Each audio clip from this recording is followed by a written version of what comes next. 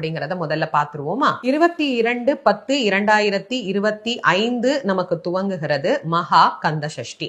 பிரதமை 21ஆம் தேதி மாலை 5:49 துவங்கி 22/10 மாலை 7:40 வரைக்கும் நமக்கு அமைந்திருக்கிறது. அதனால 22ஆம் தேதி காலை தான் நமக்கு மகா கந்த சஷ்டி அப்படிங்கிறது துவங்க ஆரம்பிக்கிறது. ஆக 22/10/2025 நமக்கு மகா கந்த சஷ்டி விரதம் துவங்கி 28/10/2025 வரை இந்த சஷ்டி விரதமானது நமக்கு நடைபெற இருக்கிறது. கந்த சஷ்டி விரதமானது மொத்தம் 7 நாட்கள். இதை நான் பல ஆண்டுகளாக தொடர்ந்து உங்களுக்கு சொல்லிட்டு இருக்கிறேன்.